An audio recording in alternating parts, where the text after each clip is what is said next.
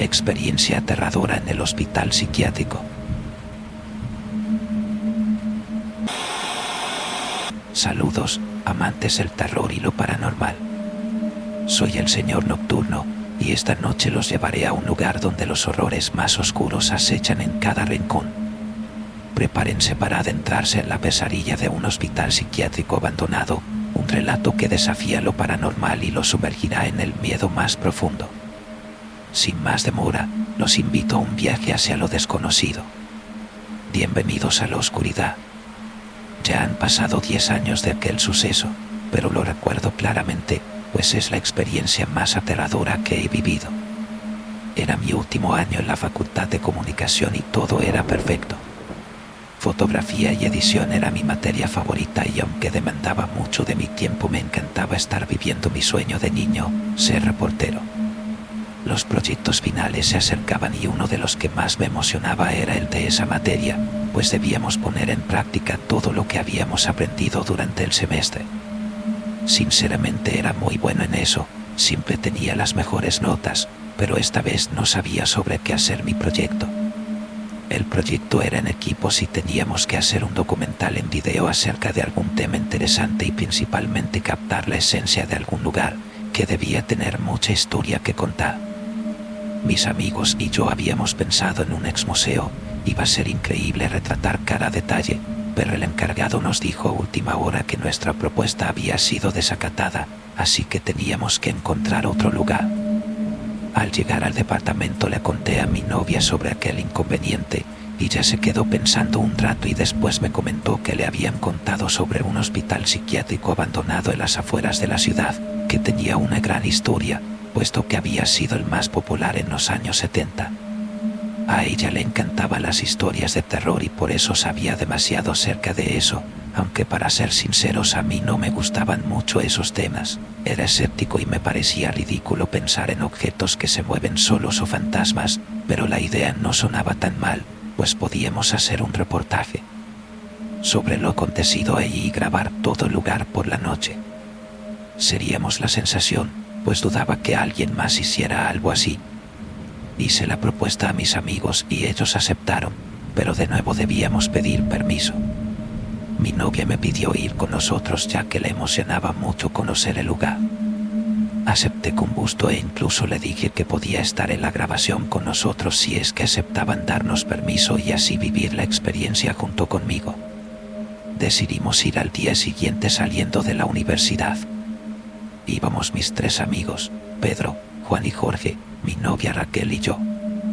Nos llevó algo de tiempo llegar hasta ahí y en el camino íbamos planeando qué decir para que nos dieran permiso, incluso llevamos un oficio de la escuela para que fuera más fácil. Después de una larga hora de camino llegamos y la verdad nos sorprendimos cuando vimos lo grande que era el lugar. Yo no creía en nada de vibras, pero si pudiera describir la vibra de ese lugar diría que era pesada y aterradora. El hospital era enorme, la pintura que alguna vez fue blanca estaba desgastada y ahora era amarilla. Eran 3 pisos y la puerta de entrada era gigante, estaba grafiteada, seguramente por la gente que se metía y vandalizaba por la noche. Daba un aspecto espeluznante. El guardia nos recibió con desconfianza, pero después de contarle el proyecto, se portó muy amable. Aceptó que entráramos y grabemos, siempre y cuando no hiciéramos ningún daño a la propiedad. Además nos dijo que él no se hacía responsable de cualquier acontecimiento extraño, porque en aquel lugar pasaban cosas muy raras. Nos empezó a dar un recorrido y nos contó acerca del lugar. Cuando entramos a la planta baja pude sentir como la piel se me ponía chinita, pues había una vibra muy pesada y aunque era de día se veía muy oscuro dentro, demasiado tétrico, incluso para mí. Las paredes estaban pintadas de blanco, pero se notaban manchas de lo que parecía ser sangre. La recepción tenía una computadora y un teléfono muy viejos, todos llenos de polvo, así como papeles, lo que parecían ser expedientes y un libro de visitas aún abierto con la fecha del 7 de septiembre de 1966. Nos llevó a los cuartos, en ellos solo había una cama individual y una pequeña mesita de noche al lado. La pintura de estos era diferente, estaban pintados de un verde opaco y triste. Estaban llenas de rayones por todos lados, dibujos extraños y algunos tenían grafitis recientes. Después, mientras subíamos las escaleras, nos contó que ese hospital había sido clausurado en 1970, ya que se practicaban lobotomías y experimentos aterradores a muchos de los pacientes, que definitivamente nunca saldrían, pues quedaban mucho peor o muertos. Experimentaban a través de electrochoques, de encierros con los miedos más grandes de los enfermos, los dejaban sin comer, sin agua o sin dormir por días e incluso semanas, con picaduras de insectos a los que algunos eran alérgicos o con operaciones a nivel quirúrgico del cerebro. Cuando llegamos al segundo piso, la tensión comenzó a crecer. En el aire se respiraba terror y desesperación. Aunque nadie dijo nada, estoy seguro de que todos lo sentimos. En esa planta había cuartos como los de abajo, muchísimos más de hecho. También estaban las duchas, los baños que aún estaban sucios y alrededor de 10 consultorios con camillas metálicas, medicamentos e instrumentos quirúrgicos. En estos lugares habían fotos de los médicos así como certificados colgados en las paredes. Pudimos notar que la foto de un médico en particular se repetía en varias ocasiones. Cuando le preguntamos al guardia, nos dijo que aquel hombre había sido el director del lugar y que era quien practicaba los experimentos y las operaciones. En este tipo de hospitales no hay muchas ventanas, nos explicó, pues podía darse el caso de suicidios. Solo existían 2 muy grandes y nos contó que todas las noches las cerraban y amanecían abiertas. Al finalizar, nos dijo que el recorrido lo podíamos hacer al día siguiente, podíamos grabar, ya que era su noche libre y nadie los molestaría. Además nos iba a prestar unas colchonetas por si queríamos dormir y listo. Teníamos lo que podía ser el mejor reportaje de la carrera, una experiencia increíble y aterradora. De regreso todos estábamos muy emocionados, nos organizamos con lo que llevaríamos, cámaras que instalaríamos en el lugar, micrófonos y por supuesto comida. Al siguiente día, Raquel me ayudaba a preparar lo necesario. Se nos había hecho algo tarde, pues habíamos ido al cine y a comer algo, así que íbamos con prisa. Mis amigos llegaron por nosotros y nos fuimos. Íbamos muy felices, porque ese sería el pase a no hacer el servicio social y a buenas notas en nuestra materia favorita. Llegamos y el velador ya nos estaba esperando. Eran las 11 de la noche. Nos recibió con gusto y se puso contento cuando le dimos la comida que le habíamos comprado. Nos acompañó a instalar las cámaras y no voy a negar que todo se veía muchísimo más aterrador de noche. Por un momento tuve el impulso de salir corriendo, pero no quise verme como un cobarde. Aunque después de todo supe que todos ahí sentían lo mismo y me arrepiento de no habernos ido. Instalamos todo, cenamos, nos deseó buena suerte y se fue a su casa. El lugar era muy grande y habían 1000 puertas, así que nos recordó que la única puerta de entrada y salida era la que estaba llena de grafitis. Comenzamos la grabación y el recorrido. Empezamos por la parte de abajo contando lo que sabíamos del lugar. Caminábamos muy despacio y sonreíamos a la cámara. Todo iba normal, hasta que llegamos al piso de arriba y pude sentir la pesadez en el aire, pues a pesar de que teníamos las linternas, la oscuridad parecía consumir la luz cada vez más y el aspecto de aquel lugar, lleno de camas vacías, de paredes llenas de sangre e instrumentos quirúrgicos, resultaba horrible. Raquel nos dijo que la vibra era mala, puesto que en ese lugar hubo mucho sufrimiento, desesperación y locura, provocada o normal. Ya eran las 2 de la mañana y todavía nos faltaba recorrer mucho del lugar, pero ya estábamos muy cansados, así que decidimos dormir 1 hora para reponernos y seguir. Nos acomodamos en las colchonetas y descansamos.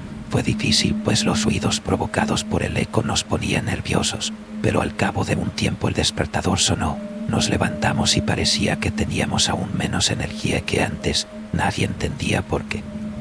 Tomamos algo de agua y decidimos seguir. Llegamos al último piso, pasamos por las 2 ventanas y nos dimos cuenta de que estaba abierta, aunque antes de irse el velador la había cerrado. Esto nos causó miedo, pero no dudamos en decirlo en el video. La grabación quedó increíble. Terminamos alrededor de las 6 de la mañana, eso marcaba el reloj, pero lo raro era que aún se veía oscuro, quizá por el edificio. Decidimos separarnos para ir por las cámaras. Los chicos ya estaban cansados y Raquel estaba nerviosa. Me dijo que ya se quería ir, que tenía miedo, pues había visto una sombra pasar cuando caminó hacia el baño. La calmé y le dije que solo era cuestión de juntar el equipo y después podríamos ir a casa a descansar. Más tranquila me dio un cálido abrazo y me ayudó a meter el equipo de grabación en la maleta. Después de una hora ya estábamos casi todos abajo, solo faltaba Raúl. Le gritamos en varias ocasiones, pero fue en vano, él no respondía, lo llamamos por teléfono, pero no había señal. Decidimos ir a buscarlo, todos ya queríamos largarnos de ahí e ir a dormir, pero no lo encontramos, así que revisamos las grabaciones en la computadora de la última hora y primero no encontramos nada, pero después de un rato en el minuto 46 pudimos ver a Raúl caminando hacia una de las cámaras hasta que algo invisible lo aventó con fuerza y lo arrastró fuera de ahí. Sorprendidos y muy asustados, pudimos notar cómo se nos ponían los pelos de punta. Raquel empezó a llorar, estaba aterrorizada, traté de calmarla, alentando a todos a buscar a Raúl, pero a pesar de todos nuestros intentos no pudimos encontrarlo. Ya había pasado alrededor de hora y media y seguía oscuro, debían ser ya las 7:30 de la mañana. Nuestros teléfonos no tenían señal y tenían muy poca batería y en el lugar no había luz, 2 de las lámparas aún tenían pila, pero finalmente decidimos salir a buscar ayuda, ya que parecía que el hospital se había tragado a mi amigo y ya no sabíamos qué hacer. Abrimos cuidadosamente la puerta llena de grafitis esperando encontrar por fin algo de luz del día, pero lo que vimos nos heló la sangre por completo, pues al otro lado de la puerta había otro pasillo, no la salida. Aunque habíamos jurado que esa era la puerta, era la única con esos dibujos. No podíamos creerlo, habían más y más pasillos, pero seguimos adelante, pensamos que quizá el miedo y el sueño nos estaban haciendo una mala jugada, que la puerta estaría más adelante, pero no la encontramos. Al pasar por uno de los cuartos vimos una silla de ruedas ya muy vieja, seguimos sin hacer caso, pero algo nos hizo voltear. La silla había salido de la habitación y estaba atrás de nosotros moviéndose lentamente. El cuerpo nos temblaba y la boca se nos abrió involuntariamente. Se sentía mucho más frío en el lugar y la luz era muy poca. Salimos corriendo de aquel pasillo hasta llegar a lo que parecían las tuberías del hospital, donde seguimos buscando a nuestro amigo, pero era inútil. Todo olía a humedad y a podrido, pero continuamos ya que pensamos que sería la única salida. Era como estar en un laberinto, ya habían pasado horas y la salida parecía no existir. Nuestros relojes marcaban las 10 de la mañana, pero seguía sin amanecer. Seguimos caminando y nos alegramos al ver una puerta a unos cuantos kilómetros. Era de metal, ya oxidado por los años y en donde se supone que iría un candado no había nada, así que podíamos entrar. Al llegar a la puerta la abrimos lentamente y con un solo ojo me asomé, pues no sabíamos que nos encontraríamos. Pedía con todo mi corazón que fuera la salida, pero lo que vi ahí me traumó para siempre. El cuarto era grande, estaba pintado de un color azul claro, la atmósfera era triste y oscura. En medio había una cama metálica con una mujer en ella y un hombre con la cabeza agachada que por el uniforme supe que era médico, estaba sacando su cerebro poco a poco. No pude evitar soltar un grito y en ese momento el hombre volteó. Su cara estaba muy pálida y sus cuencas estaban vacías, de su boca salía sangre y se veía muy enojado. A pesar de eso, pude reconocerlo, era quien nos había dicho el velador que fue el director del hospital. Corrió hacia nosotros, pero rápidamente cerramos la puerta. Avanzamos hacia el otro lado y llegamos al mismo lugar, con la puerta llena de grafitis. Sin pensarlo la abrimos nuevamente con el temor de encontrar otro pasillo, pero esta vez sí era la salida. El sol tocaba nuestra cara y la luz iluminaba nuestros ojos. Aliviados fuimos hasta el auto, nuestros corazones latían como nunca. Después de ese horrible acontecimiento algo cambió en nosotros, pues fue como estar en el mismísimo infierno. Siempre pienso en lo que hubiera pasado si al abrir la puerta siguiera sin ser la salida y escalofríos recorren mi cuerpo. Nadie nos cree todo lo que sucedió aquella noche, pero tampoco se explican dónde está Raúl. Aún esperamos que vuelva, aún esperamos que encuentre la salida. Y aquí concluye nuestro viaje aterrador en el hospital psiquiátrico abandonado. Espero que hayan disfrutado de esta experiencia escalofriante tanto como yo. Si desean más historias de terror y lo paranormal, no olviden suscribirse y dejar sus comentarios. Sus voces son las que mantienen viva esta oscuridad. Hasta la próxima, amantes del miedo. Soy el Señor Nocturno y nos vemos en la próxima pesadilla.